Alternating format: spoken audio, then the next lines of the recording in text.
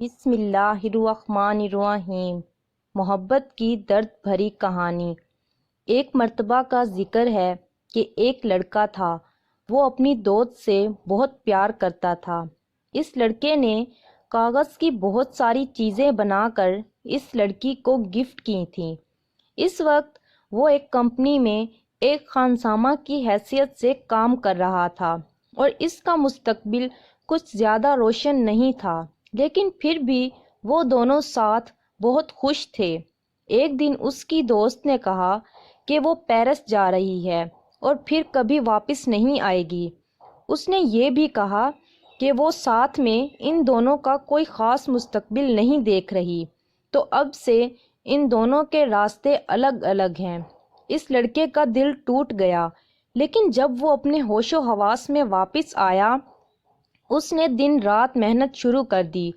اس نے اپنا دماغ اور طاقت کچھ بننے میں لگا دی۔ آخر کار اس لڑکے کی محنت اور اس کے دوستوں کی مدد سے اس نے ایک کمپنی کھول لی۔ آپ اس وقت تک نہیں ہارتے جب تک کہ آپ خود کوشش نہ چھوڑ دیں اور خود ہار تسلیم نہ کر لیں۔ اس لڑکے نے بھی ہار نہ مانی اور پھر اس نے وہ حاصل کر لیا جو وہ چاہتا تھا۔ ایک دن تیز بارش ہو رہی تھی۔ وہ لڑکا اپنی کار میں کہیں جا رہا تھا۔ اس نے دیکھا کہ ایک بوڑھے آدمی اور عورت ایک چھتری میں کہیں جا رہے ہیں۔ چھتری ہونے کے باوجود وہ بھیگ چکے تھے۔ اسے یہ جاننے میں زیادہ وقت نہ لگا کہ وہ اس کی دوست کے والدین تھے۔ اس نے جان بوجھ کر کار کی سپیڈ ہلکی کر دی، کیونکہ وہ چاہتا تھا کہ وہ لوگ اسے اس کی اس شاندار گاڑی میں دیکھیں۔ وہ چاہتا تھا کہ انہیں پتہ چلے کہ وہ اب ویسا ہی غریب نہیں رہا ہے۔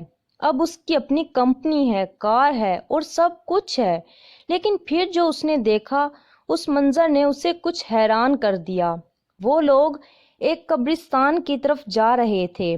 وہ لڑکا اپنی گاڑی سے اترا اور ان کے پیچھے چل دیا۔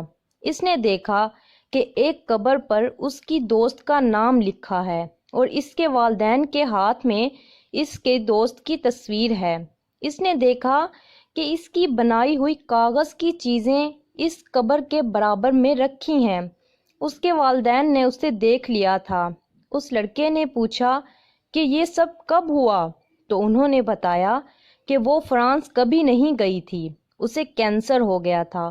اسے یقین تھا کہ تم کچھ بن سکتے ہو، اس لیے وہ تمہارے راستے میں دیوار نہیں بننا چاہتی تھی، اسی لیے اس نے تمہیں چھوڑنے کا فیصلہ کیا۔ کبھی کبھی اگر کوئی آپ کو ویسے پیار نہیں کرتا جیسے آپ چاہتے ہیں، تو اس کا یہ مطلب نہیں ہوتا کہ وہ آپ سے پیار ہی نہیں کرتا۔ اس نے اپنے والدین سے کہا تھا کہ اس کے مرنے کے بعد یہ کاغذ کی چیزیں اس کی قبر کے برابر میں رکھ دیں، کیونکہ اگر کسی دن قسمت تمہیں یہاں لے آئی تو تم اس کے سچے پیار کو سمجھ جاؤ گے۔